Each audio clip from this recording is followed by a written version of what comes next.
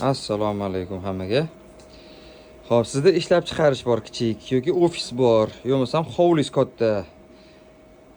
Nagruzkangiz 3 fazada, ya'ni 3 ta fazangiz ham рабочий. 3 fazali счетчигingiz bor va butun binoyingizni, ya'ni o'sha hovlingizni 3 ga bo'lib o'rgansiz. 3 ta fazangizni ham рабочий qilib qo'ygansiz.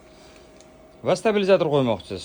3 fazali stabilizator qo'yaman degan tushuncha bu noto'g'ri tushuncha hisoblanadi. Sababi bitta fazada tok yo'qolib qolsa, 3 faza ham ishlamaydi.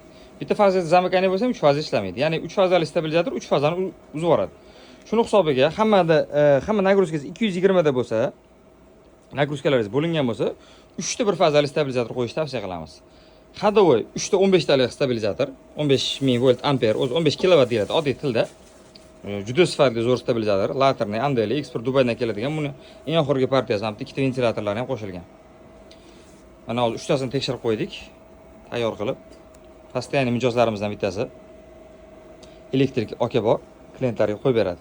Juda sifatli sinovdan o'tgan, o'zinikini oqlaydi. O'zimizni hovlimizda ham, o'zimiz domimizda ham shundan turadi. Temir korpusdan bo'ladi, plastmassa emas bu. 3 ta fazizga 3 ta 15 talik qo'yish tavsiya qilamiz. Standart nagruzkaga hovlingiz katta, konditsionerlaringiz 10 talab bo'lsa, masalan, 3 ta 30 talik qo'yish kerak bo'ladi unda. Stabilizator tanlashda adashmanglar, yaxshi sifatli stabilizator qo'yinglar. Kafolatlari bor, yetkazib berish xizmatlari bor, tekshirib beramiz do'konlarimizdan.